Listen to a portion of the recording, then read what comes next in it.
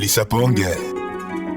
Lelo nakobetela bino lisolo ya Lokutana Bosolo. C'est une adaptation des contes d'Amadou Koumba, écrit par le Sénégalais Birago Diop. Il existe dans la langue française une figure de style qu'on appelle prosopopée, qui, proche de la personnification, consiste, à animer les choses, des abstractions afin de les regarder comme des personnes. Il était une fois, la vérité et le mensonge étaient des humains. Na ebandeli, lokuta azalaki kofanda pembeni ya Bosolo. Na mboka wana, bamoko bazalaki koloba ete lokuta akokana na Bosolo. Bamosusu bazalaki koloba ete Bosolo na lokuta baza lokola butu na moi. Kasi lokuta azalaki na zuwa makasi, mpo baimboka balingaki Bosolo makasi mingi koleka ye. Bongo mokolo moko, lokuta na Bosolo bazwaki likanisi ya kosala mobembo. Lokuta ayebisi Bosolo boye. Lokola yonde nzambe alingaka, lokola yonde osepelisaka bato nyonso na mboka. Nakotikela yo maloba bisika nyonso tokokende. Yonde okozala molobeli na biso na bamboka nyonso tokotambola. Pamba te soki na alobi bakoyamba biso malamu te. Elamukaki bango na tongo bakendaki mobembo. Batambolaki nzela molai penza mpe bayokaki posa ya mai. Bongo bakotaki na mboka ya liboso bamonaki. C'était au pays des insensés. Baimboka bayebisi bango boy. Toyambi bino lelo na mboka ya bazoba. Basengi bango mai ya komela. Mwasi ya mokonzi ya mboka apesaki bango mai oyo ekota bosoto. Ata kokopo apeselaki bango mai ezalaki na mbindo makasi. Na banza boyebi ete mai oyo ekufela mbwa mopaya nde amilaka.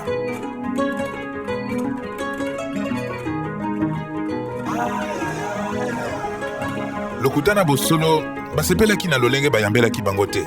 Ata ko bongo bafandaki na se ya nzete mpo na kozela boyei ya mokonzi ya mboka mpe kopesa ye mbote.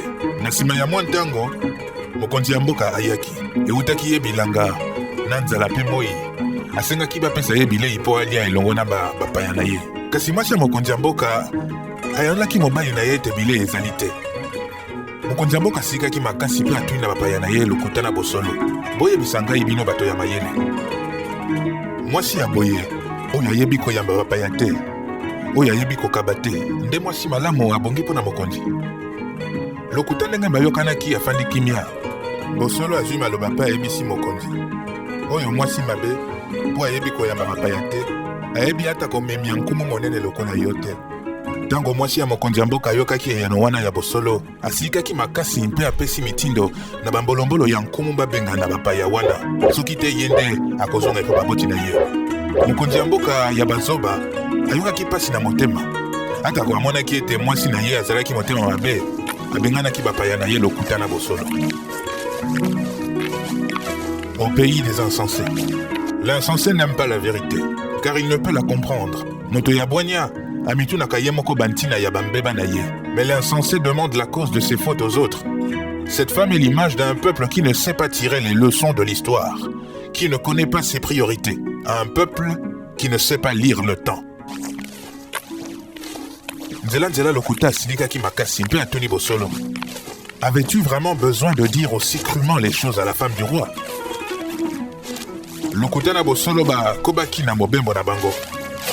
Batambolaki lisusu mpe bakomaki na mboka oyo elandi. C'était au pays des paresseux. Bamoni na ekuka ya mboka, bana mike bakoboma ngombe mpe bakokabola ye biteni mpona baimboka. Nzoka na mboka kokabola musuni ya ngombe eza mosala ya mokonzi. Mpo yende mutu akozwa biteni ya malamu neti motu mpe makolo ya nyama.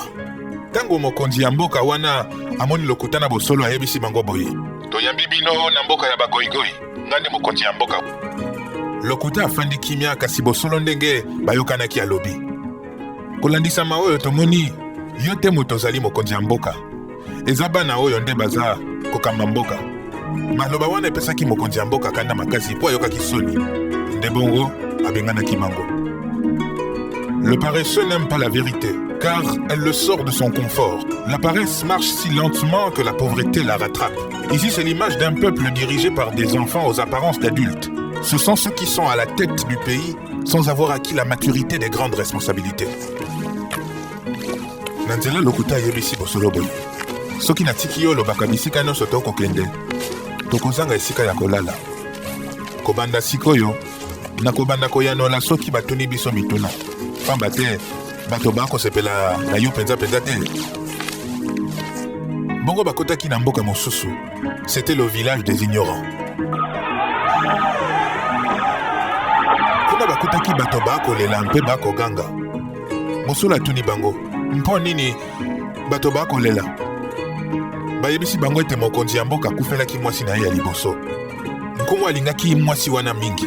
Liwa na ye ekotisaki mboka na pasi mpe mobulu, pamba te mokonzi alingaki amipesa liwa. Komipesa liwa c'est se suicider.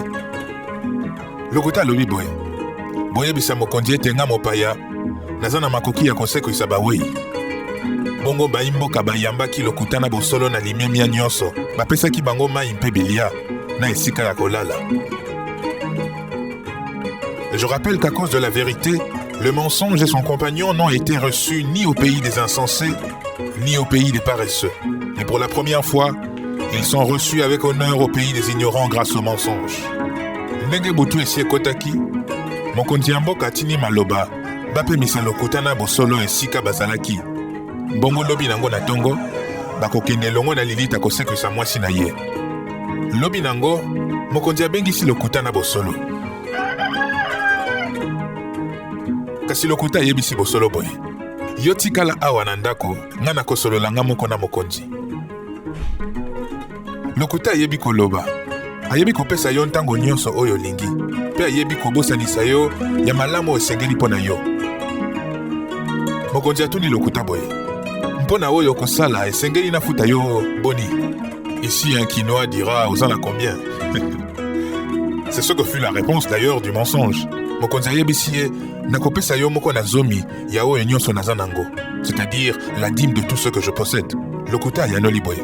Wana ekoki te mpo nanga. Nalingi katikati ya oyo nyonso za nango, la moitié de tout est bien. Mokonzi alingaki mwasi na ye mingi. Bongo andimaki kopesa katikati ya bozwi na ye na Lokuta. Lokuta yebisi baimboka. Pona kosekwisa mwasi ya mokonzi, botonga ndako likolo ya Lilita ya mowei. Tango basilisi kotonga, Lokuta akoti na kati ya ndako wana na pau na maboko. Abandi kotimbola pe abandi koloba na mongongo makasi, pe kosala neti azalaki koswana na moto na kati. Tango abimi, azalaki kopema mbango. Azalaki ya kosilika makasi, mpe ayebisi mokonzi boye. Na mboka ya bawei, makambo ye ndongo. Pamba te na lamusi mwasi na yo, kasi tata na yo ya kufa atelemeli ngai. Asengi yende abimanisika ya mwasi na yo. Alakinga bozimbala mibale koleka oyo lakingai. Asilisaki kutu koloba te, tango koko na yo pe oya kufa kala. Abimeli ngai pe aboyi na bimisa tata na yo atako mwasi na yo. Kutu ye alakinga mbala misato koleka oyo lakingai. Ye pe asilisaki koloba te, bakoko na yo nyonso oyo bakufa. Bango nyonso balingi babima. Kasi nga naza na makoki ya kobimisa kaka moto moko. Mokonzi atuni, nini nakoki kosala? Lokuta ayebisi mokonzi boye, nakosunga yo. Pona moko na kati ya mwasi to tata na yo, yende nakosekwisa. Mokonzi alobi, naponi mwasi nanga. Lokuta alobi, naboyi te, kasi tata na yo alakaki nga bozwi koleka oyo nyonso yo opesi. Mokonzi atali bapesi toli na ye, pe bayebisi ye boye. Le prix est fort, et que servirait-il au roi de revoir sa femme la plus aimée s'il se dépouillait de tous ses biens? Serait-il encore roi? Lokuta alobi, kasi po natika ye esika azali na kimia, esengeli opesa nga oyo lakaki ngai, c'est-à-dire la moitié de tes biens. Bapesi toli ya mokonzi bayebisi mokonzi asala bongo, pamba te c'était une décision raisonnable. Eh bien, dit le roi, que mon père, le père de mon père et les pères de leur père restent où ils sont, et ma femme pareillement. C'est ainsi que le mensonge, pour n'avoir fait revenir personne de l'autre monde, eut la moitié des biens du roi, qui d'ailleurs oublia vite sa favorite et prit une autre femme. Au pays des ignorants, l'ignorant n'aime pas la vérité. Au pays des ignorants, l'on constate que le mensonge procure les cadeaux du roi. En réalité, l'ignorant ne déteste pas la vérité. Je dirais plutôt qu'il ne sait même pas qu'elle existe. L'ignorance ici représente un peuple qui s'ignore. Il connaît les autres mieux qu'il ne se connaît lui-même. Il valorise les autres civilisations en méprisant la sienne. Un peuple qui ne connaît pas son passé, ses origines et sa culture ressemble à un arbre sans racines, disait Marcus Garvey. Na lisolo oyo tomoni ete lokuta na bosolo bayokanaka te kasi batambolaka elongo okoki kokanisa baza bandeko to mpe mapasa. Lorsqu'un doux mensonge prend l'apparence de la vérité, alors qui s'intéresse encore à la dure vérité? Pourquoi certains mensonges ont-ils plus de succès que la vérité? On dit d'ailleurs que c'est parce que le mensonge a volé les vêtements de la vérité. C'est ainsi que depuis lors, les gens préfèrent accepter le mensonge déguisé en vérité que la vérité nue. Autrement dit, les gens préfèrent un mensonge bien habillé qui arrange à une vérité crue et nue qui dérange. Le mensonge fait malheureusement beaucoup d'amis là où la vérité en éprouve au feu rouge. Nakosilisa boye.